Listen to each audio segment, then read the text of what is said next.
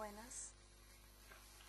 Mire, empiezo hablando en español, pero después ya nuestra charla será totalmente en portugués porque João no habla español. Tenéis ahí un aparatito para escucharnos en portugués, aunque creo que la mayor parte de los que estáis aquí sois brasileños. Pues nada, vamos a hablar con João Moreira Salles, que es el director de Santiago, que es la película que van a poner ahora a las 8 en Casa de América, dentro de Documenta Madrid. Y vamos a hablar un poco sobre el documental, lo que piensa él del documental y un poco sobre Santiago. Yo le he comentado antes que yo tengo mucho gusto en estar aquí, más que nada porque hace 10 años, cuando João vivía en Brasil, en Salvador de Bahía, él ha sido mi profesor. Él ha dado un curso ahí muy pequeño sobre documental. Yo era muy jovencita y después de este curso yo hice mi primera película, que fue un documental. Creo que un poco influenciada por el curso. Muchas de las cosas que él me comentó en el curso yo voy a traer otra vez para nuestro diálogo. Pues nada, a partir de agora em português.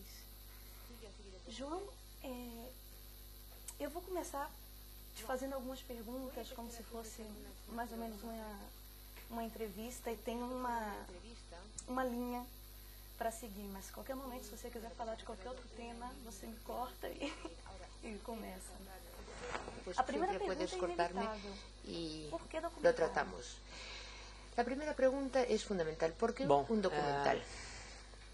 Desculpa falar em português, tá? Mas Perdonen, em en primer lugar, que me patético. exprese en portugués, pero tengo que decir Eu que acho mi que eu ia español es atrapalhar mais patético. vocês tentando falar Y em pienso espanhol que do que les falar em português.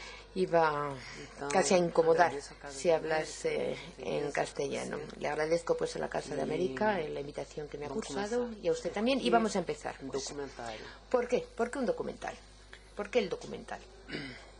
Talvez porque, não sei, tem várias perguntas, tem Bueno, várias respostas. Esto Tem as mais tendría superficiais, diferentes respuestas, mais algunas son más psicológicas, superficiales, mais otras más analíticas. psicológicas o más Talvez porque o Valtinho psicoanalíticas. faça ficção.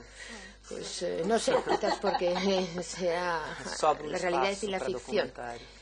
Ainda Y que ele tenha faltaba un começado espacio como pues, para un documentarista, e grande documental. parte dos filmes Yo dele soy são documentalista. não podem ser entendidos se você não souber que ele foi Muchos documentarista de antes sus de se tornar um diretor de películas ficção.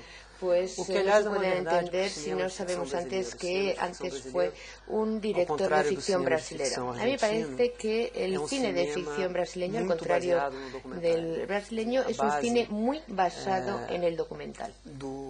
do cinema A mí me parece que la base misma brasileiro de del importância, cine se brasileño pensa no cinema novo, importante, por exemplo, si pensamos por é um ejemplo cinema que en el parte cine nuevo, el da cine ideia do documentário. novo, O que é pues todo isso? este cine parte de la equipe idea que del cabe numa documental. Kombi. Es Isso já decir, é un documentário. equipo, digamos, Não más usar reducido, atores profissionais. un equipo que no utiliza, una trabalha producción que no sempre utiliza com actores a luz do profesionales, dia. que trabaja siempre con Não la luz del iluminar, día, não sin usar iluminación, estúdio. sin Tudo estudio. isso é pouco o substrato do Y digamos que todo documentário, esto que es algo así sempre como la base, el dominou sustrato o cinema del brasileiro, com documental, exceção y ha dominado do siempre único el cinema cine brasileiro de indústria que brasileño, já existiu, a que é o excepción cinema del cine brasileño de industrial, São Paulo, que es el na cine, época da digamos, Veracruz, e tal, de que Sao tentava Paulo, en la imitar época de o Veracruz, cinema etcétera, americano, que intentaba en esa época pues imitar el cine americano. Bueno, sí, pero también estás describiendo un cine barato, digamos, lo cual está muy ligado al cine brasileño, que sea un cine barato.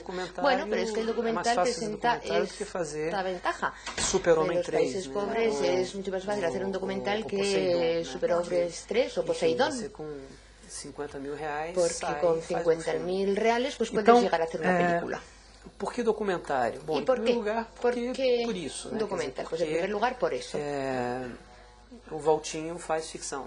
Porque No sé si Boutinho todo el mundo hace sabe, ficción. mas Bueno, o yo no João sé é si irmão todo el do mundo Valtinho. sabe, pero Isso. todo Él fala Valtinho. João es el hermano de Baltasar, que él Eu llama acho que a Boutinho. segunda razão é porque eu sou... La segunda Eu, razón enfim, eu sou curioso. es porque e yo eu acho soy que a un hombre curiosidade, curioso. ela de certa maneira te Y leva me parece a mí que la curiosidad, pues en querer cierta saber o que forma, está no te entorno, lleva querer saber a o querer que- saber lo que está enfim, pasando o alrededor, que te cerca. alrededor tuyo, aquello que tienes cerca, e talvez o documentário próximo. seja meio mais Y urgente quizás a mí me para parece que el fazer isso do documental que sea a un ficção. medio Leva mais más tempo a ficção. real para hacer esto, más que la ficción. Lleva mucho más Em tiempo terceiro lugar, porque hacer la há certo ficción, prazer es em más inmediato. documentário, Y luego que también eu porque acho da un que cierto placer certamente pode existir em ficção, hacer mas é documentales. diferente. Y este Em placer se ficção, puede encontrar también en a la ficción, estrutura pero de é una forma necessariamente diferente. En la hierarquizada. ficción, la estructura Porque você es tem muito a necesariamente perder.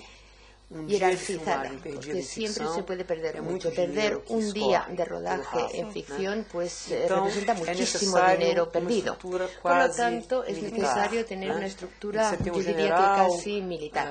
Es necesario você tem tener a os, un general, os lugares tenentes e você tem a los soldadesca e lugartenientes você y tem... luego pues toda la tropa, los E isso tudo soldados, tem que etc. funcionar com Y muito además rigor. todo este E é ejército claro tiene que que há funcionar sets con un de gran filmagem rigor. que são muito agradáveis, Y es verdad outros que que são hay insuportavelmente tensos, mas há uma decorados y certa escenas muy tensão agradables, otros muy que tensos. é inerente ao Ahora bien, processo da ficção. a mí me parece que en E que no el proceso de documentário ficción hay inherente una se cierta dilui, tensión. Y esa porque, tensión se diluye em en primeiro el lugar, documental. você não tem ¿Por tanto qué? a perder assim, En primer né? lugar, porque no você hay está tanto que trabalhando com perder. menos dinheiro. Se está trabajando Em segundo con un lugar, presupuesto mucho porque más bajo. todo mundo cabe numa Y Kombi. además, pues, Então digamos qualquer diferença que se todo resolve el dentro da Kombi, na mundo hora que pues você vai hace para un a grupo filmagem, na hora que você está pequeño. voltando da Entonces filmagem. cualquier problema As se pessoas são resuelve mais allí próximas. mismo. Las personas son E mucho más existe próximas, certo tienen sentido un de trato más aventura, cercano. eu acho, no Y además documentário, existe un cierto que, sentimiento de aventura cuando haces un talvez não documental exista tanto na también, ficção. que quizás me Claro parece a mí que no existe tanto en la ficción. Claro que existem Está claro que exceções, estoy generalizando, mas, siempre hay no excepciones. documentário, Pero bueno, você en el documental, se arrisca mais, eu tenho a impressão, digamos né? que la A persona o el história director do se arriesga documentário, a más. história que interessa La no historia del documental, é a la história do historia que risco, interesa né? para un documental A es una de historia tentar de fazer alguma riesgo. coisa,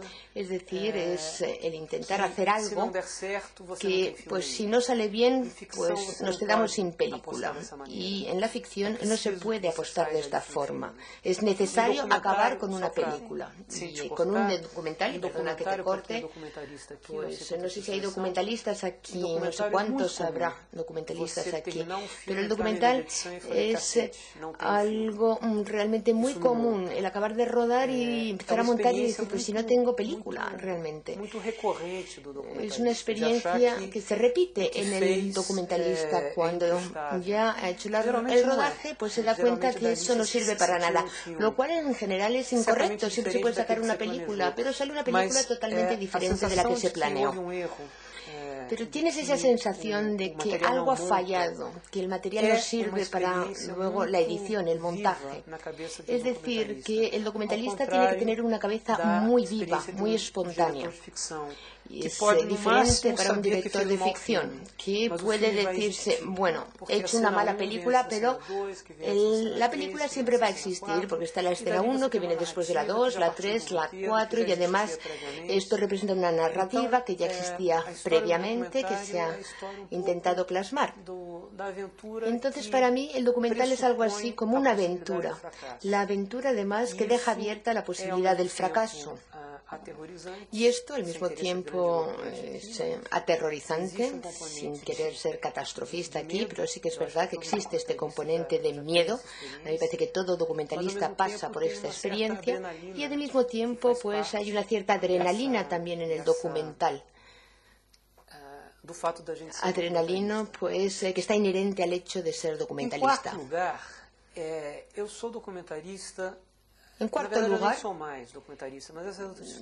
yo ahora últimamente digo que ya no soy documentalista, pero esto es otra cosa. Yo siempre digo ahora que he cambiado de profesión. Pero bueno, cuando lo era, cuando hacía pues documentales y quizás incluso vuelva a hacerlos, cuando realmente me dedicaba a los documentales, para mí era muy importante insistir en este hecho. Es decir, yo insistía en que era documentalista. Cuando me llamaban cineasta, yo decía que no lo era. Casi incluso que sentía vergüenza y no decía nunca que era cineasta, prefería decir que era documentalista. En primer lugar, porque así uno se libra del peso del artista. Ser artista es muy difícil realmente, es un peso, es una carga, porque tienes que tener una cierta pretensión, un áurea, realmente ser artista es un infierno. En primer lugar, Y por eso me parece a mí que en primer lugar es bueno ser documentalista porque te libras ya en cierta forma de esa necesidad de tener que llevar gafas oscuras en ciertos entornos, el pelo cortado, digamos, de una forma diferente. No, yo puedo vestirme así de vaqueros, con una camisa normal y zapatos. No necesito ser un artista, lo cual puede parecer trivial, pero no lo es. Es bueno no ser artista. Porque o fato de você ser artista Y además me parece que el hecho de ser artista pues implica un cierto peso, porque siempre quieres hacer algo con una ambición de perennidad. Es una obra que va a permanecer. Y no es porque yo crea que los documentales no puedan permanecer, o puedan ser mejores, superiores, más o menos complejos, interesantes, bellos o conmovedores que las películas de ficción. Pero digamos que no se espera esto de los documentalistas. Como dicen los americanos, the bar is lower. El listón está más bajo, la expectativa es menor. Si se hace una película un poco mejor que la media, pues todo el mundo considera que es genial, lo cual está muy bien. Y así, pues, digamos, empiezas ya como vencedor. Estás en el campo de juego ganando ya 1-0. Ya no estamos jugando contra el Real Madrid, estamos jugando contra un pequeño equipo de Río de Janeiro que nunca gana nada y siempre pierde. Y eso es una ventaja de ser documentalista. Y yo creo que el hecho de insistir en ser documentalista tiene que ver también con una cierta militancia, es decir, dar al documental la importancia que creo que tiene. El documental ha sido siempre, yo no sé si estarán ustedes de acuerdo o no con esto, pero en Brasil por lo menos, y en la historia del documental, este siempre ha sido, digamos, una etapa, una cierta etapa que hay que pasar, que hay que cumplir de forma tediosa antes de alcanzar el gran destino que es la ficción. Yo vivo en Río de Janeiro. Y para llegar a Madrid, pues necesito aterrizar en São Paulo, lo cual es una pesadez. A mí me encantaría que hubieran vuelos directos entre Río y Madrid, pero no hay. Entonces tengo que hacer escala en São Paulo. Bueno, pero como quiero llegar a Madrid, pues paso por ello. Tengo que parar en São Paulo. Y esta escala en São Paulo es algo así como hacer documentales. Paro en São Paulo, que es el documental, y llego a Madrid, que es mi cine de ficción. La mayoría de los documentalistas piensan de esta forma, o por lo menos así lo pensaban anteriormente. El documental es una etapa que hay que cumplir antes de hacerse, digamos, adulto, integral, antes de convertirse en un director de cine. Y en Brasil quizás tengamos incluso mejores documentalistas que directores de cine de ficción. Es verdad que Brasil tiene grandes directores de ficción, pero en general a mí me parece que la calidad del documental en Brasil es mejor que la calidad de la ficción brasileña. Por eso, decir o afirmar que soy documentalista es algo así como marcar una posición. Y como además soy profesor, no quiero dar una clase a mis alumnos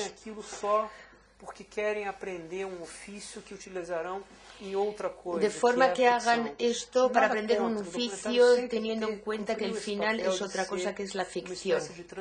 Es verdad que el documental siempre ha cumplido con este papel. Ha sido siempre una especie de transición entre no saber nada y hacer ficción. Siempre se pasa por el documental porque se puede cometer un error, implica menos dinero, recursos, personas, pero el documental no puede ser nada más que esto. Tiene que al mismo tiempo ser también un destino final.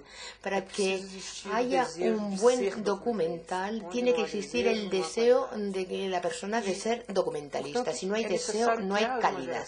Por lo tanto, hace falta que haya una generación de cineastas de los cuales estos cineastas se pueda sustraer un subgrupo que diga y afirme que son documentalistas. Eventualmente llegaré a hacer una película de ficción, pero esencialmente soy un cineasta en primer lugar del mundo real, de la no ficción. A mí esto me parece importante. Me parece que con el tiempo esto se ha hecho una realidad en mi país, en Brasil, por el hecho de existir Coutinho. No sé, a lo mejor alguno no conozca a Eduardo Coutinho, pero es uno de los mejores documentalistas de Brasil. Si hablase inglés y rodara en inglés, sería uno de los mejores documentalistas del mundo. Lo que pasa es que trabaja en portugués, y el portugués pues es un idioma que, bueno, pues como podemos ver aquí, poca gente habla, y esto reduce su ámbito. Quizás sí, está Pessoa, que ha sido uno de los 4 o 5 grandes poetas del 20, pero siempre hablamos de otros grandes poetas, García Lorca o otros muchos, porque el ámbito de Pessoa era más reducido. La mayoría de las personas ni siquiera lo saben, porque Pessoa escribió en un idioma que hablan menos personas. Coutinho ha sufrido un poco de esto mismo, pero en Brasil es un personaje importante porque las personas han aprendido a través de su cine que es posible hablar de Brasil de una forma increíblemente compleja y utilizando al mismo tiempo medios increíblemente simples. Y esto ha creado toda una nueva generación de documentalistas jóvenes que tienen realmente el deseo de hacer documentales, porque se quiere filmar el país para que las personas comprendan el país en el que viven, para que se puedan expresar los brasileños. Y Coutinho lo ha dejado claro que es posible expresarse de forma conmovedora, de forma incluso compleja, hasta profunda, utilizando recursos de la no ficción. Está claro que es muy difícil llegar a ser un Coutinho.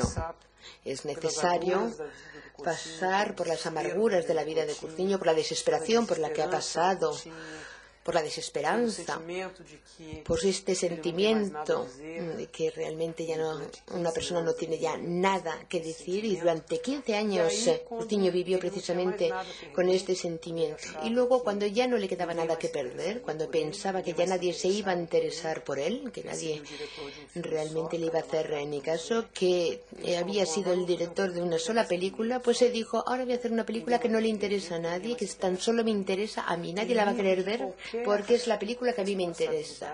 Y liberado de toda responsabilidad, libre de toda necesidad, digamos, de comunicarse con alguien, puesto que nadie quería comunicarse con él, pues hizo la primera película o el primer film de su renacimiento con casi ya 70 años, y se convierte entonces en el documentalista más importante de Brasil, haciendo una película que representa una trayectoria impresionante, alguien que renace con los 70 años.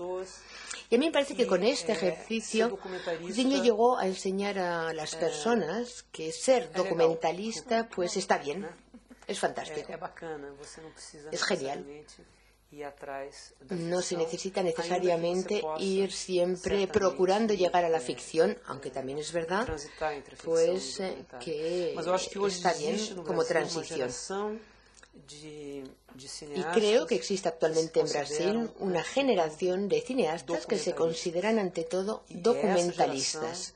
Y esta generación es la que consigue actualmente que el documental brasileño sea un documental de buena calidad, e incluso diría que en media el documental brasileño es más rico, más arriesgado y más aventurero que la ficción brasileña. Antes me comentaba que cuando empezó a hacer documentales no había estudiado nada sobre esto, sobre los documentales, y por ello me gustaría que me contase cómo fueron sus primeras experiencias. Bueno, esta es una particularidad de Brasil, que es un poco periferia.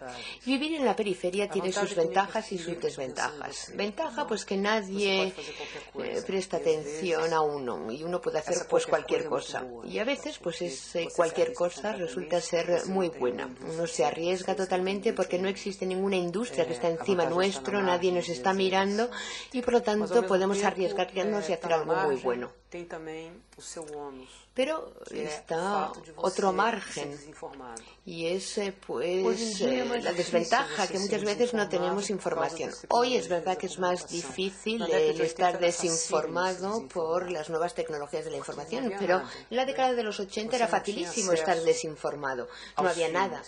Y no teníamos acceso a las películas, no teníamos acceso a la tradición del documental. Yo no sé cómo era esto en los 80 en Argentina, Andrés está aquí, pero desde luego puedo decirles que en Brasil era imposible ni siquiera ver los clásicos documentales brasileños. No había VHS de estas películas, el DVD no existía, no se veían en la televisión, no se veían en los cines, no se podían bajar de internet.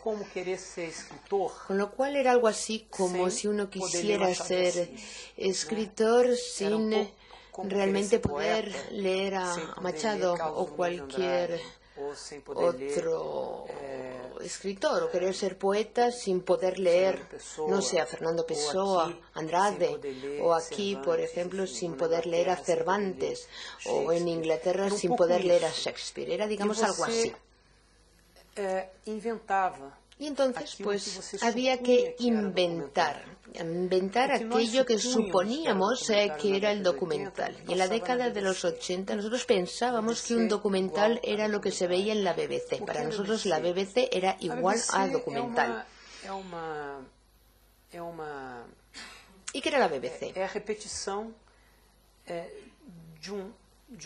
Pues la BBC es la repetición de un estilo que cuando se inventó en la década de los años 30 era algo muy original y era el estilo del cine social inglés de Gerson, siempre narrado en tercera persona. La lógica de las imágenes se venía dada por la narración y no por una necesidad de la edición. Ahora no se pegaba cualquier cosa con se podía editar cualquier cosa con cualquier cosa porque siempre había una narración que daba sentido. Ahora me podéis dar en cualquier momento dos imágenes y yo puedo establecer un vínculo entre estas dos imágenes por medio de la narración. Aquí, por ejemplo, botella de agua y Andrés, que está allí. Pues en principio no hay ninguna relación entre estas dos cosas. Pero yo puedo narrar y decir, Andrés está mirando con gran sed esta botella de agua, tiene mucha sed. Yo no lo sé, pero cuando yo digo esto y tomo un plano de él y un plano de la botella de agua, pues todo el mundo va a pensar, Dios mío, Andrés está muriendo de sed, ¿qué sed tiene? Vinho no tenho. Vino no tengo, solo tengo agua. Sabe, plano da água, plano do Andrés. Con lo cual, un plano de la botella de agua, un plano de Andrés y se resuelve el problema. Porque la lógica se establece por fuera de la imagen, extra imagen.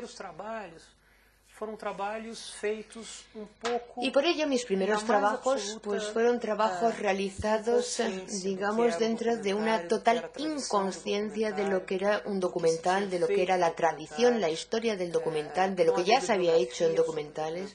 No había bibliografía sobre los documentales y por lo tanto nos quedaba tan solo inventar una rueda que ya había sido inventada mucho antes, lo cual puede incluso ser interesante. Hubo algunas series que se salieron en los 80 en la televisión brasileña y que tuvieron importancia. Y tuvieron importancia precisamente porque fueron las primeras producciones independientes que ocuparon el horario de más audiencia en la televisión. Estoy hablando de China, de Japón, de América. Éramos Bautiño y yo, trabajábamos con Manchette, y Manchette fue una televisión creada en la década de los 80 en Brasil con la idea de ser, digamos, la televisión de los letrados, de los cultos. Era mucho menos popular que el canal Globo. Y este canal, Manchette, digamos que estaban totalmente locos todos, eran todos incompetentes y locos. Y esta incompetencia era maravillosa. porque así nos permitía ir viendo lo que hacíamos. No teníamos ningún horario de edición, podíamos acabar el programa de televisión y el documental 5 minutos antes de que se emitiera realmente. Yo recuerdo de llegar a sonorizar un bloque cuando el otro ya estaba pasando, emitiendo, cuando estaba pasando la publicidad. Con lo cual el dueño del canal no podía decirnos, no, esto lo quiero, esto no lo quiero. No, era imposible. Allí se emitía casi simultáneamente. Y esto hizo que podíamos hacer casi lo que quisiéramos. Incluso llegamos realmente a hacer lo que quisimos. Además esto pues chocó con la idea clásica de la telenovela. Digamos que llegamos a poder emitir digamos documentales de autor dentro de la televisión brasileña. Y unos documentales que acompañaban y que seguían la línea de la BBC, y yo creo que son documentales que no tienen un interés como gramática, digamos que tenían interés como ocupación política de un espacio, unas emisiones, un canal de televisión que era privado, que no era público, y allí se podía poner todo lo que quisiéramos, porque los propietarios eran totalmente confusos, de forma que este canal de televisión quebró y acabó. Pero durante estos 3 o 4 años yo recuerdo que un amigo mío hizo un documental sobre música africana. Se llamaba African Pop. Era el hermano Viana, que es un antropólogo conocido, y Belisario, que es un comentarista muy activo. Red de Manchette era del profesor Bloch, que era un emigrante judío que vino de Odessa y había creado un imperio editorial en Brasil, con revistas realmente de gran éxito. Y de ahí pues tuvo la idea de pasar al mundo de la imagen y electrónico y creó este canal de televisión. Y el doctor Adolfo pues tenía una serie de particularidades, y una de sus peculiaridades era pues que, vamos a ver, digamos como que no era demasiado tolerante con otras etnias. Y este amigo mío pues hizo esta serie que se llamaba African Top, que salió y se emitió en la red Manchette, igual que mis documentales América, China, etcétera. En cuanto se acabó el documental, pues se emitió. Y el dueño lo vio a las 11 de la noche y de repente me llamó a las 12 de la noche y me dijo, ¿pero qué es esto que estoy viendo lleno de negros? Pues bueno, se llamaba Africa Pop y pues era música negra. Y lo sacó. Eran 5 programas. Intentamos contraargumentar y les dijimos, oye, mira, la serie se llama African Pop, no se puede hacer con blancos y mucho menos todavía con judíos. Es African Pop. Y además ya hemos vendido los patrocinios, etcétera. Él intentó realmente cortar las emisiones. Y finalmente le convencimos. Los otros 4 capítulos se emitieron, pero a la 1 de la mañana. Fue su gran excepción y el compromiso al que tuvimos que llegar con él. Entonces era todo muy confuso, era todo un gran desorden y confusión, y esto nos favorecía.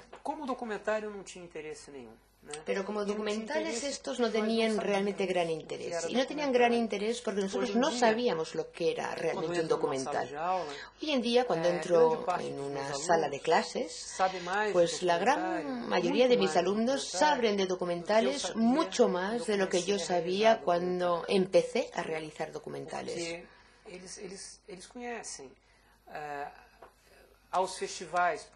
Ellos, por ejemplo, saben de los festivales, Flyers. Pues a mí me preguntan, si me hubieran preguntado en los 80 quién era Flyers, hubiera dicho que no tenía ni la más mínima idea de quién era. Y Flyers, pues es digamos, para nosotros como Adán, el primer personaje de la historia del documental.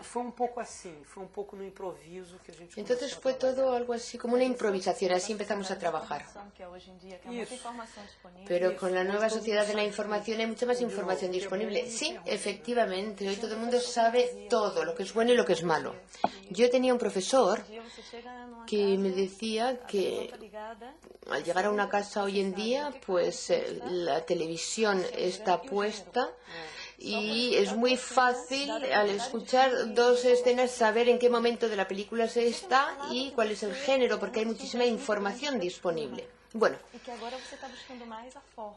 me ha dicho usted que anteriormente estaba muy interesado por el tema y que ahora busca más la forma. ¿Puede hablarnos algo de ello? Bueno, esto es una gran discusión de todos los documentalistas. Vamos a ver, yo pienso lo siguiente. Cuando uno empieza como documentalista, y supongo que aquí habrá entre la audiencia algunos documentalistas, pues en general lo que nos lleva a querer hacer documentales es en primer lugar acercarnos al cine, que es algo, digamos, que fascina. La segunda cosa es que siempre pues uno piensa que tiene un tema y el tema es el que te lleva a filmar.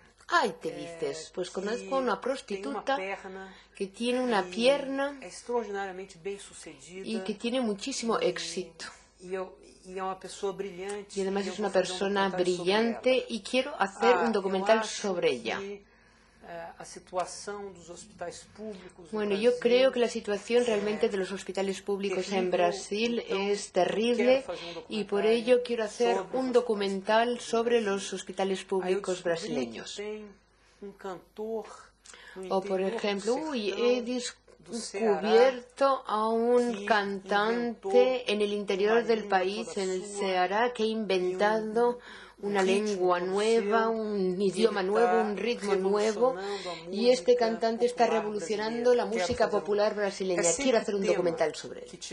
Digamos que siempre es el tema el que te lleva a realizar la película, sobre todo cuando uno empieza a ser documentalista. Y es como si la forma nos viniera dada, es como si la forma ya existiera y antecediese al tema. Tenemos un gran tema, vamos y lo filmamos. Lo que yo aprendí a lo largo de los años de documentalista es que el tema no lo es todo. Y más que esto. El tema es incluso menos de lo que las personas suponen que es.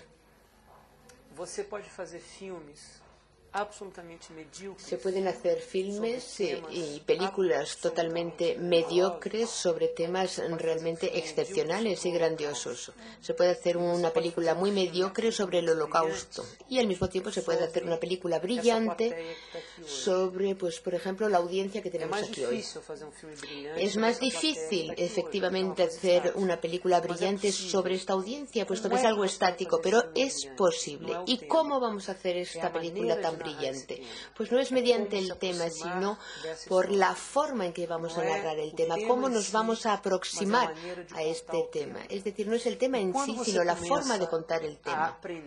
Y cuando se empieza a aprender y a estudiar la historia del documental, uno se da cuenta de algo que va quedando muy claro. Y es que cada vez que hay una ruptura en la historia del documental, en la tradición del documental, aparece algo nuevo. Y eso nuevo siempre representa una ruptura en forma, no en tema. Ningún documental se hace fundamental en la historia de los documentales porque llegó a un tema antes que otro. Alguien podría decir, bueno, Bruma y Negua de Alain René. ¿Cómo es el título? Dice en francés. Nuit brouillard. Es una película importante porque es la primera película que habló del Holocausto. Quizás tenga así esta importancia como documento, pero a mí me parece que no tiene ninguna importancia como documental. Es la estructura clásica, narración en tercera persona, y algo que para mí es imperdonable es hacer literatura con el horror. Hay, digamos, una tentativa de escribir bien. Digamos que existe el deseo, lo cual también es muy francés. El periodismo francés no es periodismo, es literatura.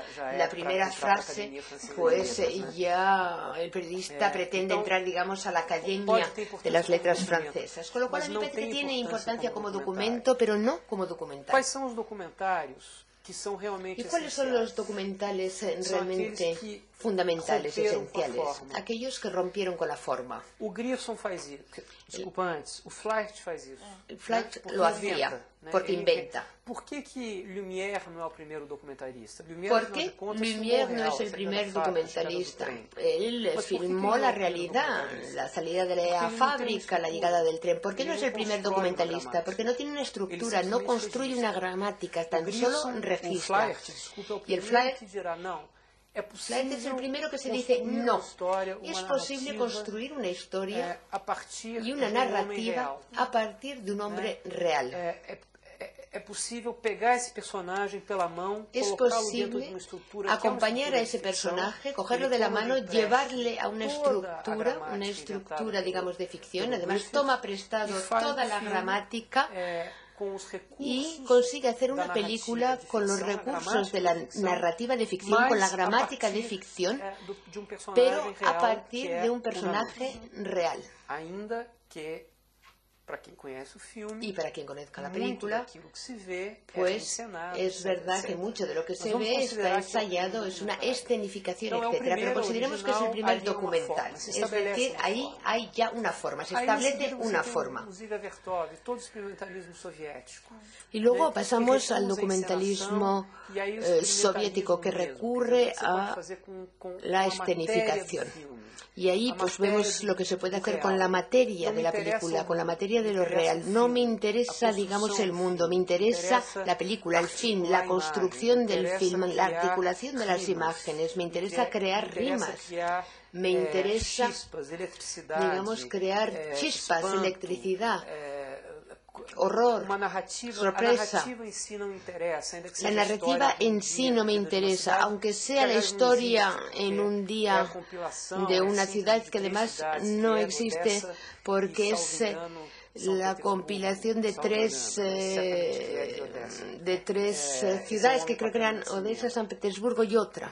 Ahí você tem nessa vertente experimental, você tem o Joris fazendo chuva, vertiente experimental, pues digamos incluso crear lluvia, etcétera. Pero vamos a ver, son ya películas que parten ya del experimentalismo. Y llega un gran corte, que es el corte en la década de los años 30 de Gerson.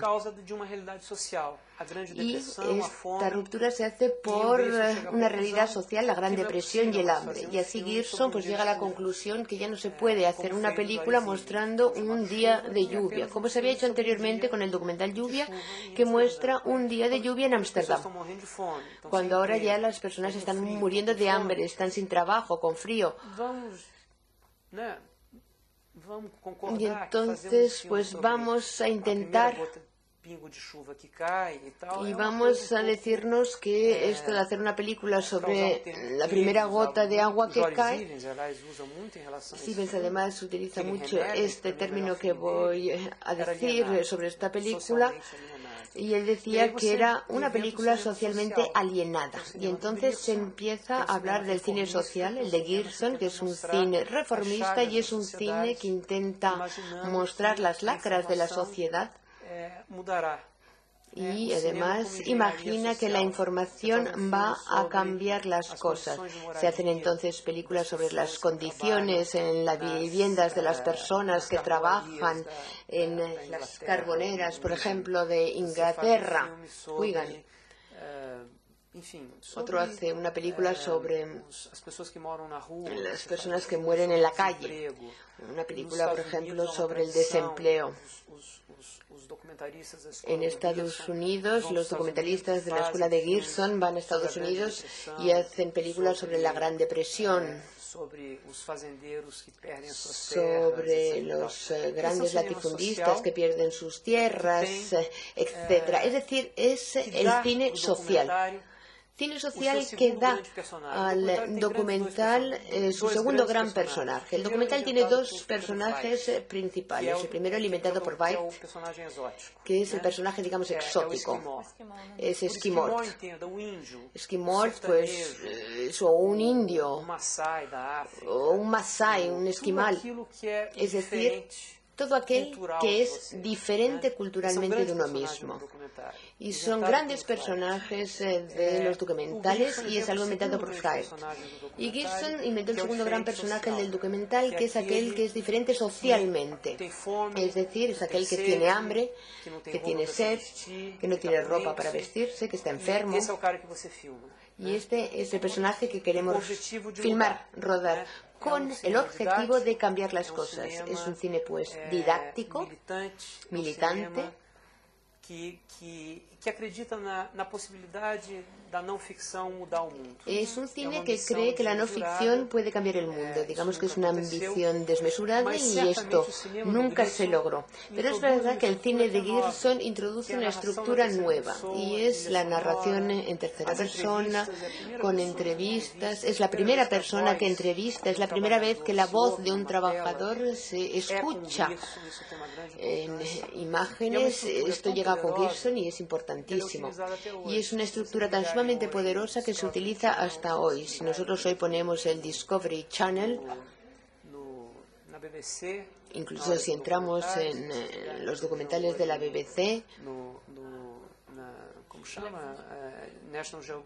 si ponemos la televisión o el canal de National Geographic, pues vamos a ver esta estructura. Y después de esto, ¿cuál es la gran novedad? La gran novedad después aparece en la década de los 60 con Jean Rouge, que invierte, digamos, y cambia totalmente la lógica de este cine gersoniano para decirnos lo siguiente. No, yo voy a introducir ahora la ficción dentro del documental. La ficción no es lo opuesto o lo contrario del documental. La ficción puede potencializar al documental. Y dice lo siguiente, y esta es una frase muy famosa suya, que a mí me gusta mucho, y que además creo que es verdad. Y además todo el mundo que ha rodado sabe que esto es verdad. Y Jean Rouge dijo así. Há grandes frases, né? A frase do Grierson é o seguinte. Hay grandes frases. La de Grierson era la siguiente. Existe el espejo y existe el martillo. El espejo es el reflejo del mundo y no me interesa. Lo que a mí me interesa es construir el mundo y por ello prefiero el martillo. Yo rompo la realidad, pego los fragmentos y voy a reconstruir un mundo tal y como creo que debería ser. Y lo que está en imágenes no es el mundo tal cual es, sino como a él le gustaría que fuese. Y Jean Rouge tiene otra frase que me gusta mucho, y es la siguiente. La oposición clásica que se hace, o existe realidad o existe teatro. O es real o es teatro. Y Jean Rouge dice, el error está en la conjunción. No es teatro o realidad, sino que es teatro y realidad. Cada vez que ponemos una cámara delante de alguien, pues esta persona empieza a actuar. Es el efecto de la cámara. Incluso no es necesario que sea una cámara. Cada vez que entramos en una situación social, pues asumimos una persona, un personaje. Al entrar en una fiesta, pues muchas veces nos miramos antes en un espejo para ver si estamos bien peinados, etcétera. Pero digamos que siempre entra en curso una cierta teatralización. Y Jean Rouge dice que este teatro es mucho más sincero de lo que pretendemos. Que es una forma nuestra de buscar una cierta inocencia y espontaneidad, que sería el cine directo, que surge en el mismo año, en 1960. Jean Rouge y Morin hacen esta película, la clásica, El verano, o verão.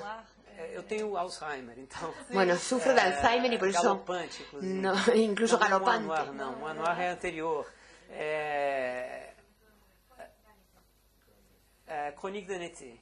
Crónicas de un verano, y es esta película en que preguntan a las personas, ¿es feliz? Y luego las personas se ven en la tele, discuten, ¿estabas diciendo la verdad, los personajes o no? Es decir, hay una discusión ahí sobre la escenificación, y él lo llama el cinéma vérité, el cine de la verdad.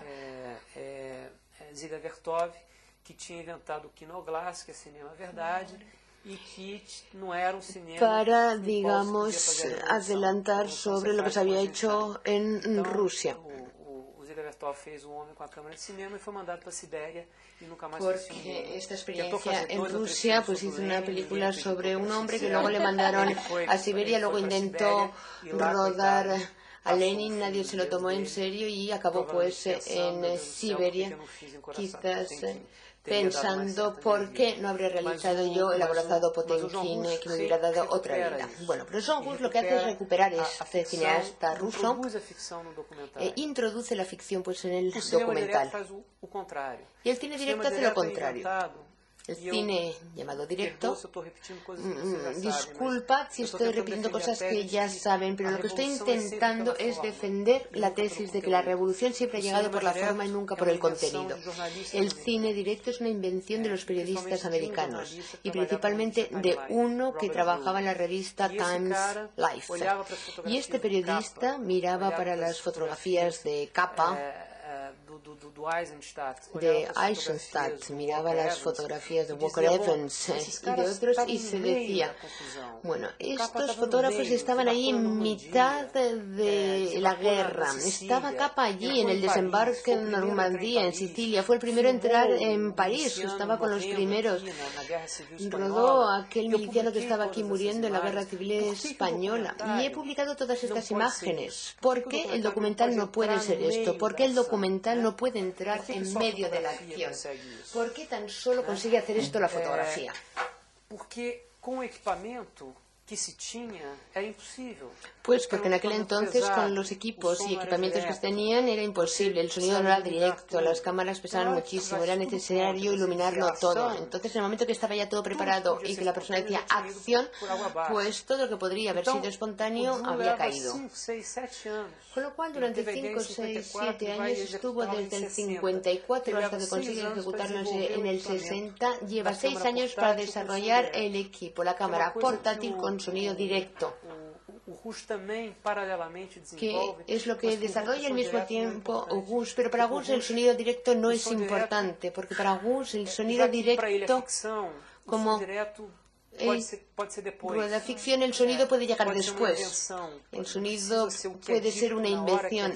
No es necesario que se oiga lo que se dice en el momento en que se filma. Para el otro, no. Lo importante es capturar el mundo tal y como es el mundo sin alterarlo. Y que el mundo no se altera. Es la idea de que se rueda o se filma sin alterar el mundo. Esto fue muy criticado en el cine directo como algo estúpido en cierta forma, naif. Pero no es verdad, es una forma diferente de filmar. Es pensar que acompañar a un personaje, observar a un personaje, produce una estructura narrativa diferente a cualquier otra forma de filmar. Sobre todo si esa persona o ese personaje se encuentra en un momento de crisis. Un momento de crisis es el momento en el que hay que enfrentarse con un problema que va a definir la vida de alguien. La primera película es sobre la campaña electoral de Kennedy. Eso sí que es una crisis, dependiendo de las decisiones que tome el personaje Kennedy, dependiendo de cómo esté en un debate, va a perder o no las elecciones. Y es, por lo tanto, un momento de crisis. Sí, ¿me permites establecer un paralelismo? Primaries rueda la campaña de Kennedy en Estados Unidos y las primarias en Wisconsin. Si yo me acuerdo en una de tus clases hace 10 años, fíjate, tú dices que tienes Alzheimer, pero yo tengo una memoria impresionante, me acuerdo de tus clases de hace 10 años. Hay una escena de este documental y está Jacqueline Kennedy. Sí, es una escena maravillosa, efectivamente. Porque ¿cuál es la gran invención del cine directo? ¿Por qué el cine directo es tan importante?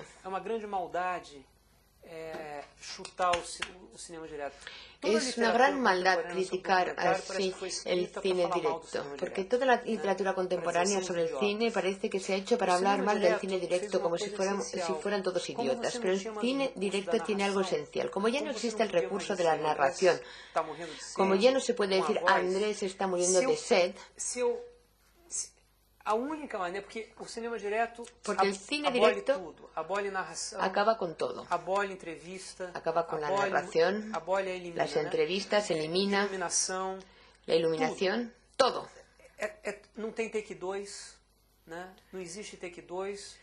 Se você não filmou, miau, acabou. No existe, digamos, una segunda secuencia, una repetición, no hay take 2. Si no se rueda la primera, se pierde la imagen.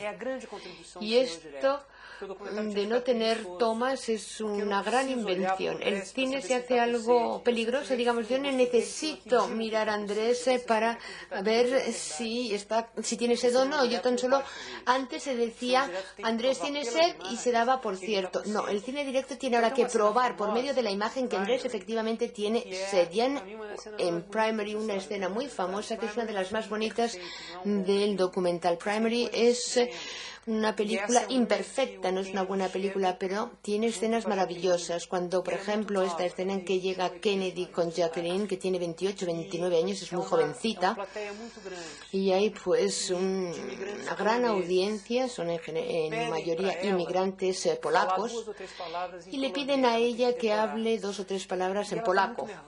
Ella está muy nerviosa y él es político, pero ella no. Ella realmente se pone muy nerviosa.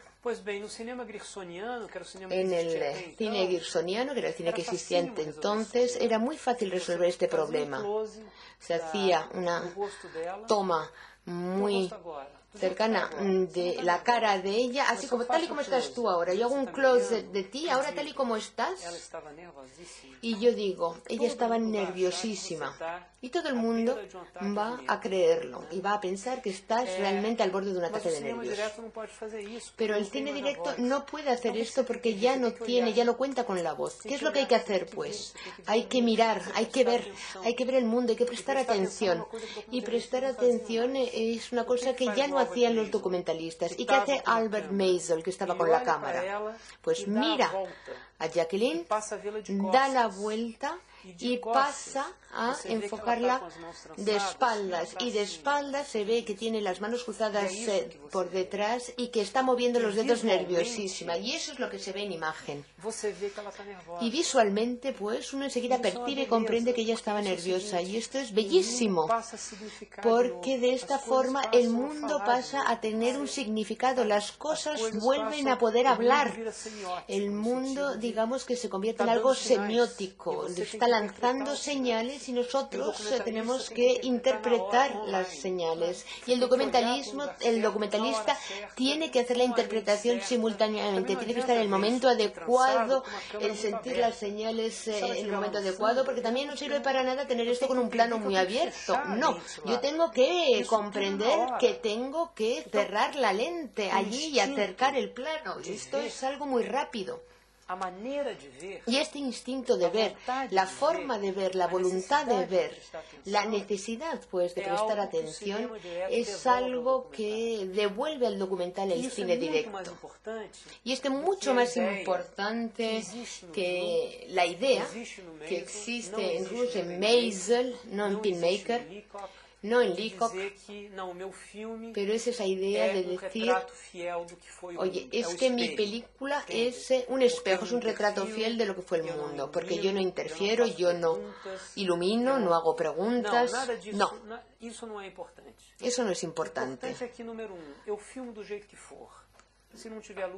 Yo puedo luego filmar de la forma que quiera. Si no tengo luz, pues no pasa nada. Lookback quizás sea la primera gran película del cine directo, que es un documental sobre Bob Dylan. La primera, una de las escenas, realmente no hay nada de luz, no se ve prácticamente nada, es todo como grano.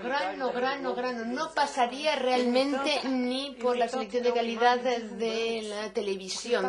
Sin embargo, es una imagen deslumbrante, porque esa es la idea. Él está ahí, estaba ahí en ese momento, tal y como Capa estaba ahí cuando tomó esa fotografía, como Walter Evans. Está ahí en el momento, vio la cosa adecuada y la filmó, además, esa cosa apropiada. Y eso es importante, y el documental gersoniano lo había perdido. porque se resolvía esto con una narración. Leacock tiene también una frase muy buena. Leacock decía así: você nunca narração é o que você usa. La narración es lo que se utiliza cuando la filmación sale mal, cuando se comete un error. Tenía que haber estado mirando para allá, pero sin embargo he filmado esto de aquí, me he equivocado, la acción estaba allá y esto tengo que resolverlo. Es un problema. ¿Cómo lo resuelvo? Con la narración. Pero la narración no tiene ninguna fuerza. La fuerza es la otra, la que no he filmado. Esto que está aquí o esta mujer que está aquí, que está interesada o no, que bosteza o no. Y si yo quiero mostrar a alguien que se está aburriendo, tengo que filmar y mostrar a alguien que está bostezando, o alguien que está durmiendo, o alguien que está hablando por el móvil. Tengo que buscar a esa persona para mostrar esto. Si quiero a alguien interesado, igual, tengo que buscar a esta persona para mostrarlo. Y así el cine directo pues devolvió esta capacidad de prestar atención a las cosas importantes. Y voy a acabar mi historia rápida del teatro. Sem dúvida nenhuma. Mas uma outra coisa que Pero otra cosa, sí, lo que yo quería decir y que yo creo que es maravilloso y que inventa el cine directo es que en el fondo el mundo se expresa no en los grandes momentos únicamente, sino que también se expresa en los momentos poco importantes. El cine directo le da al documental cosas que antes no filmaba, como es el aburrimiento, la espera, el ascensor, el coche, un pasillo de un hotel, un estudio. Todo esto, digamos, los tiempos más débiles. El cine grisoniano no tiene espacio para estos tiempos débiles. Es la miseria, se muestran las personas con hambre. Es la persona con hambre y que no puede alimentar a su familia. Llora el niño, entonces llora el niño. Y ahora necesito el gobierno, paso al gobierno. Todo es fuerte, digamos, todo es importante. No se muestra, por ejemplo, una cena de la familia. No tiene, estos documentales no tienen tiempo muerto. Y el cine directo sí que tiene tiempo muerto. Porque el cine directo intenta ser una condensación de la vida. Y la vida es una sucesión de tiempos fuertes y tiempos más débiles. Tiempos vivos y tiempos menos vivos. Tiempos en que las personas están interesadas y otras en que están menos interesadas. Y este cine pues incorpora, digamos, el aburrimiento a su narrativa, lo cual es absolutamente deslumbrante. Entre actos, que es un documental que yo hice sobre la campaña de Lula, lleva esto hasta sus últimas consecuencias, porque yo lo rodé todo. Son los últimos 30 días de la primera elección de Lula hasta el día en que Lula sale elegido presidente de la República, e incluso el día siguiente, cuando ya ha ganado las elecciones y recibe pues las llamadas de todos los presidentes, incluso el presidente Bush, que le llama a bordo de Air Force One, y durante la conversación Bush duerme.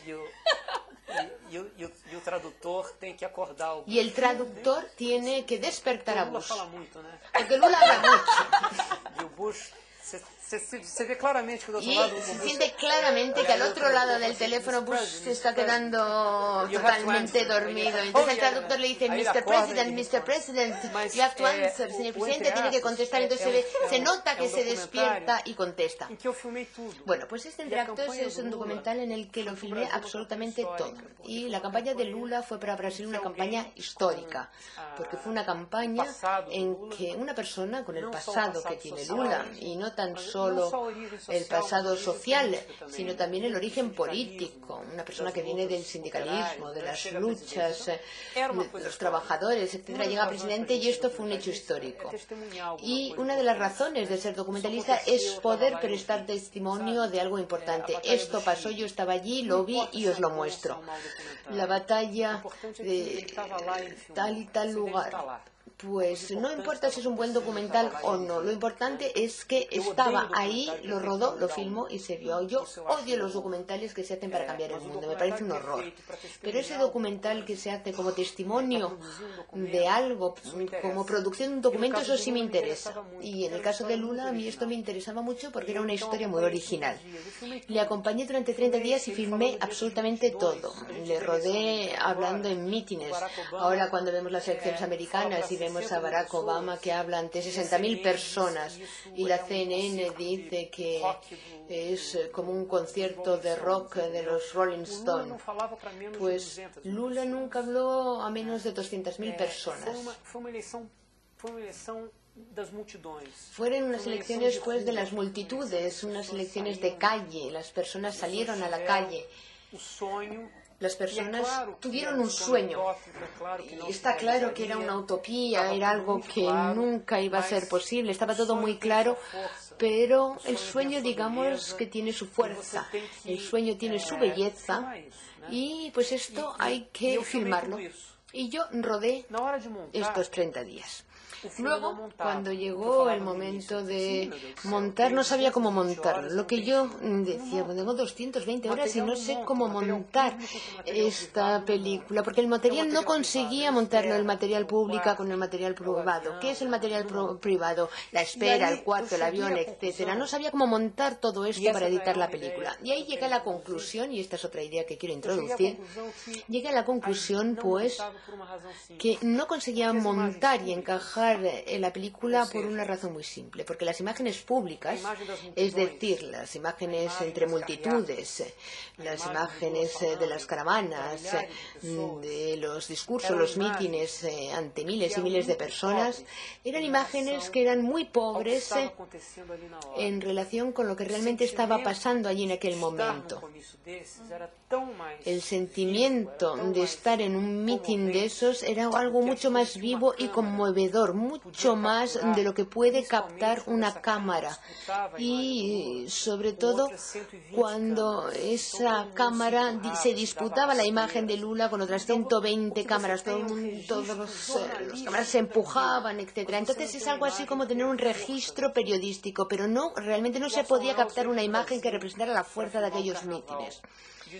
Hubo otro realizador que se fue a Brasil a rodar el carnaval. Desistió el tercer día porque se dio cuenta que era imposible rodar el carnaval. La fuerza del carnaval es muy superior a lo que la imagen que se puede producir del carnaval. Y se fue a Ceará y rodó una historia pingadinha, una historia de amor entre pescadores inacabada. Sí, pero es algo más fácil.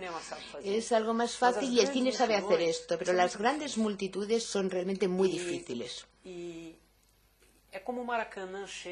Es como el estadio de Maracaná lleno de gente. Es muy difícil traducir esto en imágenes. A no ser, y la única película que lo consigue es el de Riefenstahl, El triunfo de la voluntad. Pero eso porque tenía ayuda, digamos que todo esto se montó para las cámaras que ella tenía, y este no es mi caso. Entonces mi documental se llama Entre actos, porque es una película que yo abandoné un año después de comenzar la edición y el montaje. Dejé fuera todas las escenas públicas y la película está hecha con escenas pues únicamente privadas, que son escenas que para Lula no tenían ninguna importancia. Son escenas de espera, de traslados entre, por ejemplo, un mitin y otro, escenas en los cuartos de un hotel, en el ascensor incluso. Pero ¿cuál es el razonamiento por detrás de todo esto?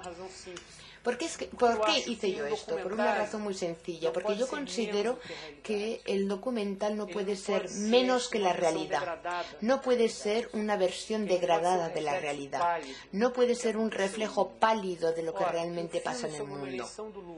Y entonces la película sobre la elección de Lula, realizado tan solo con las imágenes públicas, pues necesariamente es una película que nos da una imagen inferior, una imagen degradada de lo que realmente aconteció. Sería algo así como periodismo, serviría como información, pero no tendría fuerza realmente como documental. Lo contrario pasa precisamente utilizando estas imágenes intermediarias, porque estas imágenes intermediarias no se vivieron como momentos importantes. Hay una escena de la película, que me parece que es la más importante, que está filmada dentro de un avión durante 15 minutos. Lula sale de un mitin y va hacia otro. En uno de los mítines habló ante 90.000 personas, en el otro 120.000 personas, y todas las personas que veían a Lula lloraban. Si a Lula le preguntaban el día siguiente ¿qué pasó ayer de importante? Pues Lula diría el mitin de Belén. Jamás hubiera dicho los 40 minutos de transporte en el avión. Entonces todo lo que había pasado en el avión durante el trayecto no tuvo ninguna importancia para Lula. Sin embargo dijo cosas extraordinarias. Se comparó con Lech Walesa, habló del origen del PT, de su partido Los Trabajadores. Habló incluso del miedo que tenía sobre lo que podía pasar con él tras llegar al poder, que sucumbiera ante la gran maquinaria del poder. Pero eran todas conversaciones que se van diciendo en el transcurso del viaje. Pero, sin embargo, todo eso gana importancia porque entra dentro de la estructura de la película. Digamos que casi aquí se crea lo contrario. La película es casi más importante que el mundo, porque lo que está en imágenes tiene más importancia, o se le da más importancia de cuando realmente se dieron estas escenas, porque cuando estas escenas fueron vividas nadie tenía noción de que iba a ser importante. Bueno, entonces para resumir toda esta historia tan larga, pues yo creo que un documental es la historia de una estructura y de una forma. Y es posible contar todo un documental pues a través de un solo tema de Nanuki. ¿Qué hace Flight? Dice, bueno, es Nanuki. Voy a contarles su historia. Voy a filmar la vida de Nanuki, cómo es su vida.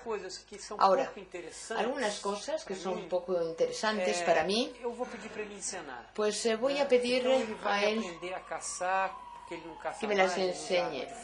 Voy a ver cómo cazaba. Él ahora utiliza un arma de fuego, pero voy a pedirle pues que pesque con arpón, porque es mejor. Le voy a pedir pues que utilice el arpón y digamos que voy a encuadrar todo esto en una estructura narrativa. Este es Flight. Gibson dice, bueno, este es Nanuki. Nanuki tiene hambre, porque Nanuki murió de hambre. Bueno, Nanuki tiene hambre y voy a resolver su problema. Voy a mostrarles de qué forma la vida de Nanuki puede mejorar si todos entienden cuál es el drama de Nanuki. Este es el enfoque de Gibson. Jean-Gus va a hacer otra película diferente. Va a decir, mira, ese es Nanuki. Pero Nanuki, no seas esquimal, finge que eres un intelectual de la Sorbona y vamos a ver qué pasa. Y entonces va a realizar una película en la que Nanuki va a imaginarse que es un intelectual de la Sorbonne y va a mostrar este otro Nanuki. Los representantes del cine directo van a decirle a Nanuki, oye Nanuki, queremos hacer una película sobre ti, pero por favor, haz como si nosotros no estuviéramos aquí.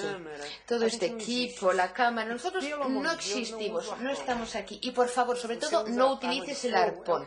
Si tú normalmente cazas con arma de fuego, queremos verte cazar con ese arma de fuego. Y en la medida de lo posible, no mires a la cámara, no mires hacia la cámara, porque nosotros no queremos estar aquí. Weber Morris haría lo siguiente.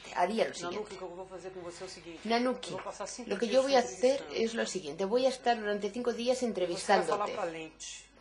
Y tú vas a dirigirte a la cámara. Y mi voz es bastante estridente, incluso voy a gritar y de vez en cuando vas a escuchar mi voz. Y ahí luego pues voy a rodarte con el arpón en cámara lenta y de una forma maravillosa. De forma que el arpón realmente pues llegue al pez 29 veces, etcétera. Y además todo esto lo voy a rodar en cámara lenta y el fotógrafo va a ser un fotógrafo del cine comercial y todo va a ser bellísimo, precioso, y esta es la película que voy a hacer sobre Nanuki. Y Michael Moore va a decirnos, bueno, este es Nanuki, no nos interesa mucho, lo que realmente nos interesa son las empresas que están explotando a Nanuki. Una de estas empresas, unas empresas de pieles, etcétera, y entonces nos va a decir, sí, Nanuki información que está aquí, pero lo que yo quiero es realmente entrar en esa gran empresa, hablar con el presidente, bueno. Con lo cual se puede narrar la historia del documental a través de un solo personaje. ¿Y qué pasa con cada una de estas historias? Pues que se establece una ruptura, pero no en el tema, sino en la estructura. Y esto es lo que realmente me parece a mí esencial hoy en día. Y ya para acabar, y lo juro, ya acabo, pues decir que durante mucho tiempo, incluso yo creo que hoy todavía, si alguien le pregunta a un documentalista, ¿por qué estás haciendo esta película? Siempre, o casi siempre el documentalista va a decir, porque quiero cambiar el mundo, por lo menos un aspecto del mundo. Quiero hacer una película, un film sobre la salud pública, porque es una denuncia. Denunciar es un verbo que se utiliza mucho en el mundo de los documentales. Quiero denunciar, pues, la situación de los hospitales públicos en Brasil, de los niños de la calle, la violencia, etc. Entonces es un cine que intenta cambiar el mundo. Mi punto de vista es diferente. Sí, realmente hay alguna obligación del documental, pues esta se encuentra vinculada al documental y no al mundo, sino con lo que está dentro del documental. La obligación del documental es alargar las posibilidades de lo real. Es decir, aquello que no se podía decir anteriormente por la no ficción, ahora se puede, porque yo he inventado una forma de decir eso de forma diferente. Yo he incorporado toda una forma de percibir el mundo que la no ficción desconocía. Y esta es la operación del documental. Y para ello hace falta razonar y hacer un razonamiento sobre la forma. Y pensar cuál es la sintaxis, cuál es la gramática, cuál es la estructura interna del cine que se está haciendo. No sé si nos queda todavía mucho tiempo, porque dentro de 10 minutos van a poner la película de João, la película Santiago. Y me gustaría preguntarte un poco sobre Santiago para que el público sepa qué es lo que va a ver. ¿Quién es Santiago, João? Santiago es una persona que trabajó para mi familia durante muchos años. Y en el año 92 y 93, digamos que la película es autoexplicativa. Entonces lo que yo les voy a decir sobre la película lo van a ver claramente en el film. En el 92 y el 93 rodé a Santiago, filmé a Santiago. Y tenía una visión entonces muy clásica del documental de no ficción. Entonces quise hacer una película sobre el otro. Ya no creo en ello, pero entonces yo quería hacer una película diciendo aquí está el otro es así. Y filmé a Santiago pensando tan solo en él. Y luego pues me puse a montar la película y no lo conseguí. Aquella vez realmente no lo conseguí y la película fracasó. No conseguí realmente montarla, lo abandoné el proyecto y me fui a hacer otras cosas. Y luego, pues en 2005 o 2006, decidí volver a este material por razones muy personales. Yo estaba en un momento de dudas sobre casi todo. Dudas sobre mi profesión, que yo ni siquiera escogí. Fue realmente por accidente. Bautiño me invitó a que fuera a trabajar con él y fui. Si Bautiño hubiera sido dentista, pues hoy a lo mejor hubiera sido protésico dentista. O sea que no fue una profesión que yo elegí por vocación. Entonces realmente tenía dudas sobre mi vocación, precisamente.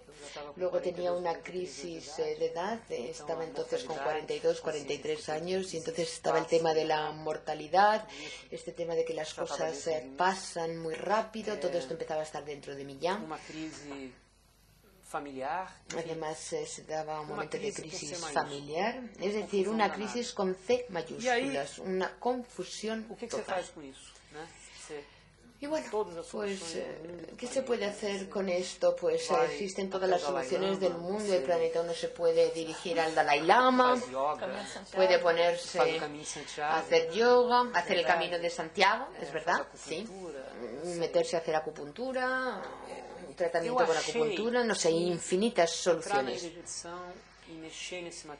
Pero yo en aquel entonces pensé que entrar en todo ese material que hablaba de toda mi infancia y de mi juventud, pues pensé en aquel entonces que quizás podría encontrar orden y forma a la crisis.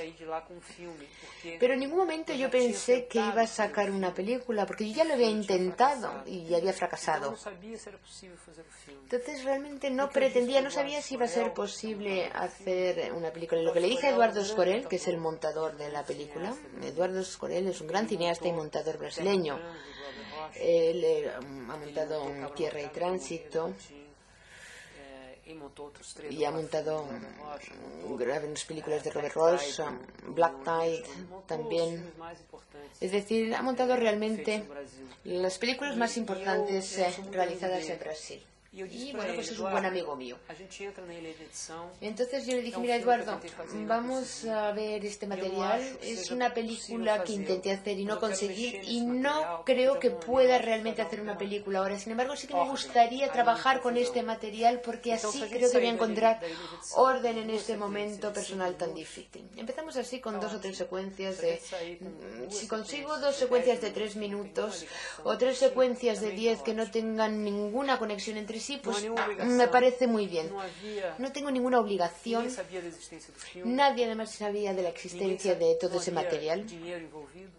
No había dinero implicado, porque yo había ya rodado esa película en 5 días y con mi propio dinero. Digamos que no había pues ninguna obligación institucional, no tenía necesidad de acabar la película, proyectar o entregar copias a nadie. Era una total libertad. Y tampoco tenía en mente ninguna asistencia, ningún tipo de espectador, lo que me daba incluso más libertad, porque todo lo que quise hacer, pude hacerlo. Es un poco parecido al proceso de Coutinho, cuando hace Sanforte y no tiene nada, como he dicho, que ya dice, no tengo nada que perder porque ya nadie se interesa por lo que hace, y a los 70 años se dice, voy a hacer una película que tan solo me interesa a mí. De cierto modo, Santiago es un poco lo mismo. Yo no es que pensara que mis películas ya no interesaban, porque sí interesaban, pero realmente no tenía ninguna obligación de, por ejemplo, dejar la pantalla en negro durante 5 minutos. No se preocupen, pero esto no va a pasar. Pero vamos, podría haberlo hecho, dejar la imagen negra durante 10 minutos, porque era algo que estaba haciendo para mí. Era una película hecha para mí. Era una experiencia realmente muy personal. Y luego, a lo largo que fue avanzando el proceso, pues fue naciendo una película. Se fue encontrando la forma de una película. ¿Y qué película es? Pues es la película del fracaso de una película. Es una película sobre una película que fracasó. Y por lo tanto es una reflexión sobre las razones de este fracaso. Está de acuerdo con lo que intenté falar para vocês hoje aquí. Y pues creo que sigue un poco lo que he intentado explicarles aquí. Es una película que habla sobre la estructura del documental. Está claro también que es una película sobre Santiago, al mismo tiempo es una película sobre mí. Yo no era al principio personaje de la película. Y luego, si quieren, pues les explico cómo entré a formar parte de la película. Era tan solo una película sobre el pasar del tiempo, la memoria. Y tal y como les he explicado hoy aquí, esta tarde, pues es una película que intenta mostrar lo que es un documental. Y establecer si uno puede o no creer en un documental, tener fe en un documental, o si por el contrario hay que desconfiar en el documental. ¿Y qué tipo de desconfianza es además? ¿Desconfiar de qué? ¿Por qué? Porque hay razones en creer en todo lo que está en esta película, y también hay razones para desconfiar de todo lo que se ve en esta película. Santiago, ¿yo hablo después de la película o hablo?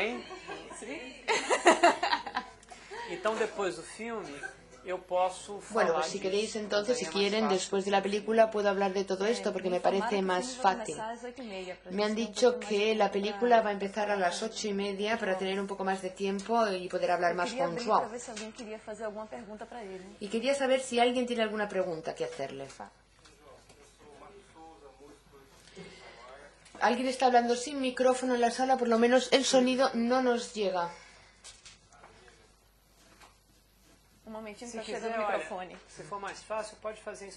Bueno, si le resulta más fácil, puede hacer la pregunta en español porque entiendo español aunque no lo hablo.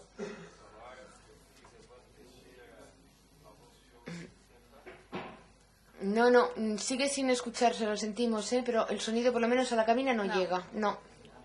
Sí. Ahora. Olá, sou Marcos Souza, fiz algumas Soy trilhas Marc com Evandro Souza. Teixeira. He Passei trabajado por con várias Evandro etapas, Teixeira, he pasado por diferentes desde etapas. o início, ou já acabado o documentário, Três Irmãos de Sangue, desde el inicio en documentales como Tres Hermanos de Sangre y otros, y es muy interesante ver cómo se inserta la música en el documental. A veces se toma demasiada fuerza, otras no. Entonces, yo no he visto Santiago, pero me gustaría saber si incluye la música, si la música tiene cierta importancia, etc. ¿Cómo ve João Moreira la función de la música en los documentales? Bueno, hubo una época, y todavía hay, en que había, digamos, grandes dogmas. Se decía, no se puede utilizar la narración en los documentales, prohibida la narración. Y entonces había que buscar otras formas porque la narración era considerada como un recurso pobre. Y lo mismo con una banda sonora. No se pudo utilizar banda sonora durante mucho tiempo y luego, por causa precisamente del cine directo, pues la banda sonora era un pecado. ¿Cuál quisiera decir que tiene sed?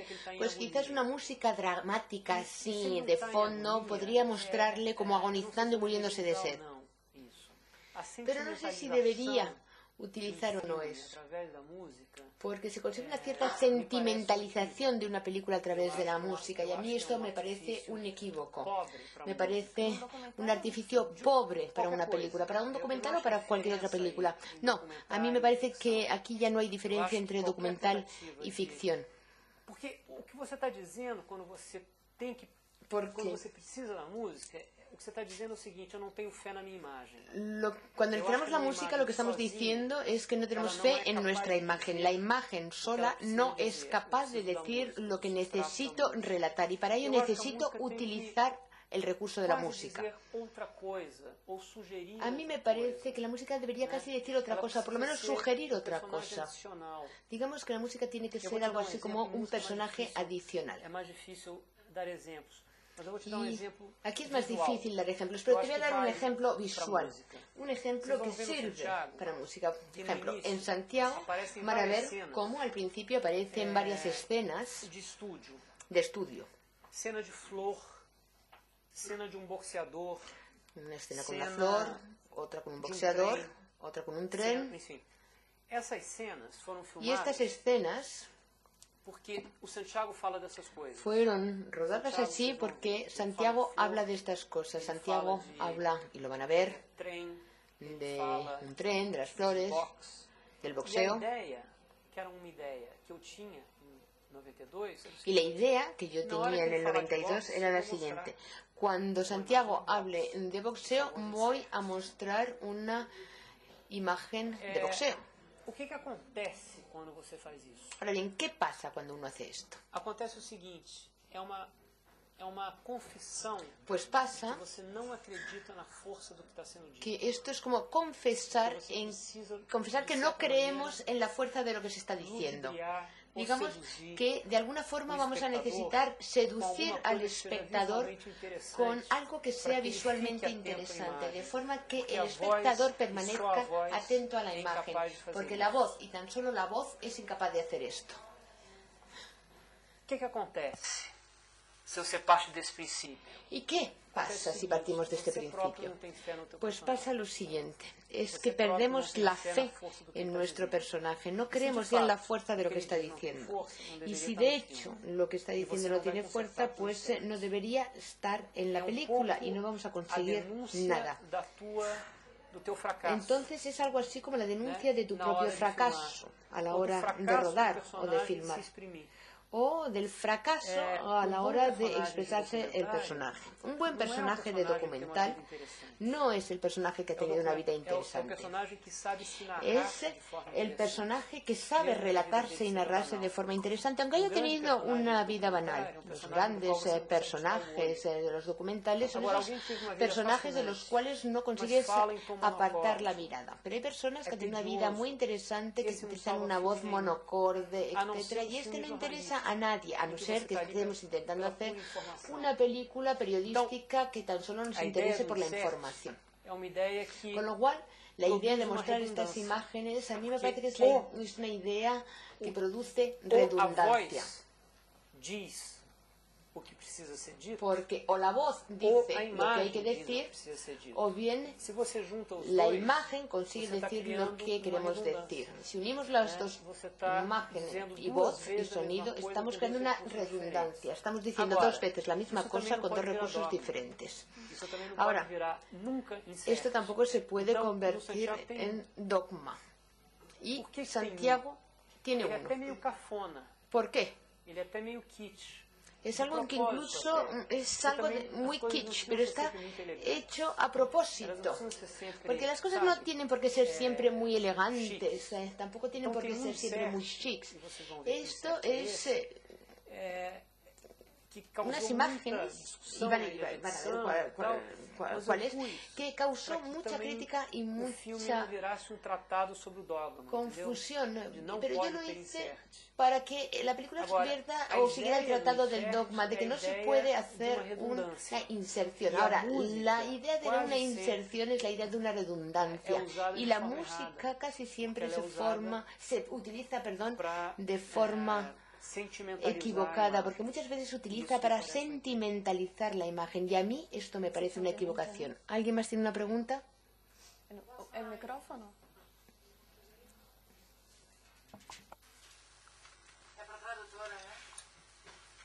É porque eu acho que tem gente que está escutando em direto em espanhol.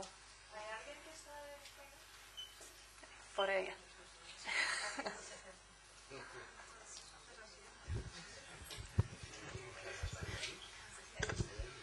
Na verdade, são duas perguntas. Eu fiquei muito surpreendida no começo do seu discurso. Me ha sorprendido mucho el principio de este colegio, cuando he dicho, no, a mí no me apetece ser artista, no me divierte nada ser artista, es un aburridismo, yo lo que quiero es ser documentalista. Y es verdad que hoy en día se discute mucho sobre las fronteras y la definición del documental. Documental como algo muy permeable, has hablado mucho de la forma y se discute mucho sobre el proceso creador. Y yo veo a un artista más como un creador que como una figura superficial, etcétera. Como alguien que se tiene que definir, como usted ha dicho, etcétera. Y, por ejemplo, cuando hablamos de Agnes Varda, que es una gran documentalista y al mismo tiempo un artista, a mí me gustaría que hablaras más de ese límite. Otra pregunta. El tema de la violencia.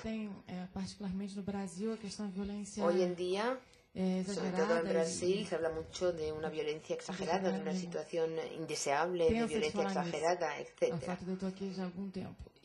Se ha hablado mucho de esto desde hace ya algún tiempo. A gente tem o ônibus 174 do Zé Padilha, que agora fez Hay diferentes Tropa de Elite, que ganhou Berlim, películas que han hablado de esto, y además con gran fuerza. ¿De qué manera você vê y a mí me gustaría saber o tratamento da violência no cómo cinema, ve usted documental e el ficção? trato que se da a la violencia en el cine, tanto en los documentales como en las películas de ficción. De falar sobre o tema de uma maneira... ¿Y se entendió a pergunta? No sé si ha entendido. Sí, ha entendido la pregunta, vale. Vamos a ver, en primer lugar, si Agnes Varda se quiere denominar artista, pues tiene todo el derecho del mundo. A mí esto no... Lo que me molesta, y no es realmente retórico, ni falsa modestia, ni nada de esto. No. Yo, sinceramente, creo que es una pretensión. Y esta pretensión me molesta y me molesta mucho. El documental es algo, digamos, menos importante que la ficción. Es, digamos, el primo pobre, el patito feo del cine. mais confortável. Y es, digamos, un lugar en el cual yo me siento Mas más ali você cómodo. tinha uma pergunta que é mais interessante, que é a fronteira entre ficção e Y documentário. ahí has hablado de algo más interesante, que es Que atravessa toda a literatura la frontera toda a entre literatura el do documental foi y escrita la para ficción. responder essa pergunta. Toda la literatura de los documentales se ha escrito para responder a esa pregunta. ¿Qué es documental? ¿Qué es ficción? Yo escribí un paper, un documento con imágenes, etcétera, que intentaba definir lo que es para mí un documental en oposición a la ficción. Y hay muchas personas que creen que no existe esta diferencia. Faz documentário em que ele mente. Tem um documentário dele que começa Hay com documentales do Pascal. Pascal nunca que escreveu empiezan aquilo con na un vida. epígrafe de Pascal y luego Pascal nunca lo ha escrito. Ahí está, escrito Pascal y nunca lo ha Ele acha escrito. que ele pode fazer. Y él considera que puede hacer eso. ¿Por qué? Tudo é cinema. Bueno, pues porque todo es cine. Também Godard acredita que haja diferença. También considera que no hay diferencias. Tiene una frase muy famosa, Godard, que dice que todo gran documental tiene de ficción y que toda gran ficción tiene algo de documental. Yo creo que sí, que existe una diferencia. Y esa diferencia, digamos que no es importante para los espectadores, es importante para el realizador. Si uno está en el mundo audiovisual, aquí el periodismo y aquí la ficción, pues el documental está en algún lugar entre estos dos dedos. ¿En qué lugar está? ¿En qué momento se aproxima del periodismo y en qué momento se aproxima de la ficción?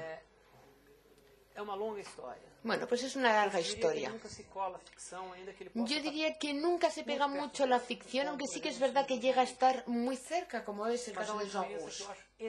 Ahora, a mí me parece que hay algo fundamental. La respuesta a esta pregunta, ¿qué es documental y qué es ficción? Pues esto no se encuentra en la estética. Tampoco, y voy a utilizar una palabra de artista, pero es necesaria, tampoco en la epistemología, es decir, mi representación es fiel. Una gran parte de la discusión del documental es esa. ¿Será que mi filme Una gran parte de la discusión del documental es esta. ¿Será realmente que mi película corresponde a la realidad del mundo? Es una discusión muy vieja, pero realmente se realiza cuando se habla de documentales. ¿Será que el documental es la visión personal de alguien sobre el mundo o representa realmente la realidad del mundo? Es decir, existen diferentes corrientes. Hay otra corriente que dice que el documental es un documental de contexto, como los que se ven en la BBC. Hay personas que dicen que el documental es la forma en que se ve la película. Por ejemplo, o inicio de Apocalipse Now. Por ejemplo, el principio de Apocalipsis Now. Está teniendo un ataque cardíaco. Bueno, pues se sabe que Martin Sheen está realmente teniendo un ataque cardíaco. Bueno, está borracho.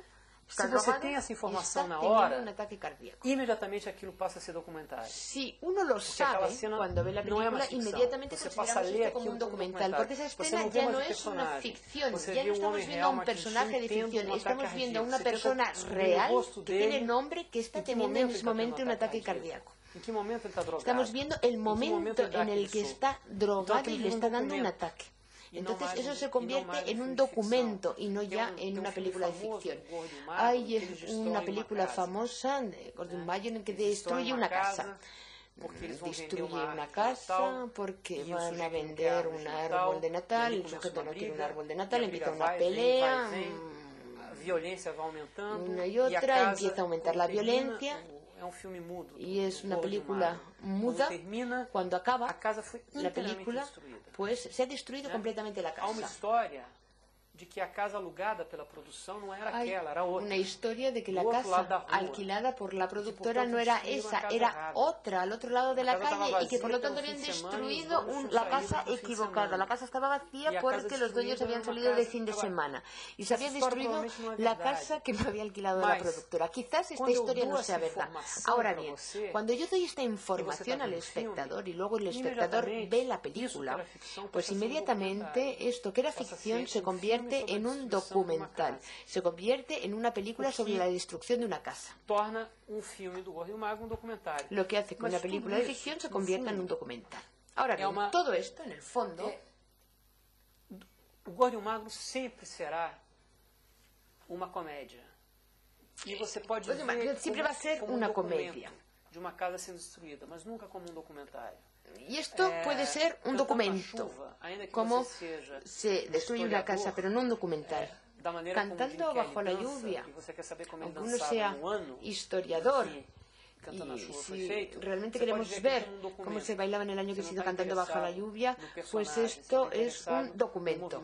Nos interesa el movimiento del bailarín.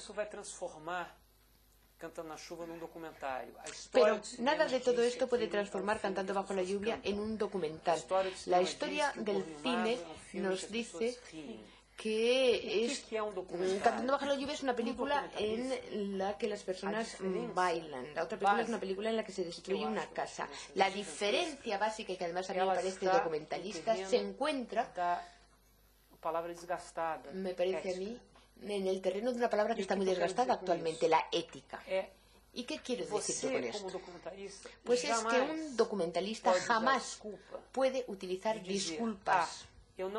O utilizar la disculpa de decir, no, yo no sabía que mi película podría traer esta u otra consecuencia a mi personaje. Esta es una cuestión que no tiene el director de ficción, porque él está trabajando con personajes que son ficticios, aunque quizás representen a personas reales. Pero el documentalista está trabajando con personas que existen, que tienen una vida fuera del cine, y que esa vida y esa persona va a continuar a existir independientemente de la película y del documental. Ahora bien, el documental puede tener un impacto real sobre la vida de esa persona. Y el espectador no necesita saberlo esto, pero yo como documentalista sí. Y ahí mi elección de si incluyo o no una escena, si corto 2 segundos antes o después, por ejemplo, una sonrisa de Nelson Freire. Esto es una decisión que no tiene nada que ver con la película en sí, pero sí tiene que ver con la forma en que yo considero que las personas van a leer esta imagen de Nelson Freire. Y esto va a traer esta o aquella consecuencia. Y esta es una frontera que aproxima, que digamos establece la frontera entre la ficción y el documental. Ahora bien, ¿qué hace que el documental sea diferente o el documentalista sea diferente del periodista? Es otro tema más difícil de resolver. Ahora, entre ficción y documental, esto es más fácil para mí. Yo como director sé que tengo una responsabilidad con mis personajes. En cambio, como director de ficción no tengo esta responsabilidad. Entonces se sobrepone la cuestión de la subjetividad y la cuestión de la responsabilidad. Por lo tanto, para usted es más importante la subjetividad que la responsabilidad. Mucho más. La responsabilidad es mucho más importante que la cuestión estética, de autoría, etc. Tengo que interrumpir porque me han dicho que tan solo podemos quedar aquí hasta las 8:15. Bueno, ¿puedo hablar en 2 minutos sobre violencia? 2 minutos, por favor, para hablar sobre violencia. Vamos contar. Literalmente. 2 minutos é o seguinte. 2 minutos, lo prometo, cronometrados. En 2 minutos. Eu acho o seguinte. Eu acho que era importante falar de violência no Brasil. Sí, yo creo que es importante y ha sido importante hablar de violencia en Brasil. Era un tema. Noticias de uma guerra particular. Noticias de una guerra particular. Fue el primero a falar. Fue el primero que habló de la violencia. Fue el primero que llegó. La ciudad de Dios. El autobús 904, vamos, otras muchas películas. Ahora, el problema es que esto se ha convertido en un filón. Y ya. ¿Por qué ninguém conta una historia de amor en una favela? No vamos a las favelas. ¿Por qué nadie cuenta una historia de amor en las favelas? ¿Por qué en todas las favelas tiene que haber armas? ¿Por qué tan solo hablamos de la violencia en las favelas? Y este es un gran problema del cine brasileño actualmente. Y además, creo que es la gran diferencia entre el cine brasileño y el cine argentino. Si tuviera que decir una frase y callarme luego después para siempre, diría que el cine brasileño es muy ruidoso, tiene muchos tiros, muchos gritos. El cine argentino es silencioso, susurra, habla de las cosas más sutiles, de las relaciones personales, de aquello que está pasando en capas muy tenues de transformaciones y de cambios. Los cambios en el cine brasileño son drásticas. ¿Está vivo o está muerto? Pero la vida no está hecha de esto, o por lo menos no tan solo de esto. Las personas se encantan, se les encanta, se separan, se aproximan, tienen dudas. de uma maneira que o cinema brasileiro não aprendeu a fazer. No ha aprendido a mostrarlo el cine brasilero. No, no estoy generalizando, pero de forma general lo que a mí me gustaría es que, digamos, el cine brasileño sea mucho menos ruidoso y mucho más tranquilo. Desgraciadamente es demasiado ruidoso. Y además lo que se espera del cine brasileño fuera de Brasil es precisamente este ruido. Bueno, pues ahora nos queda ver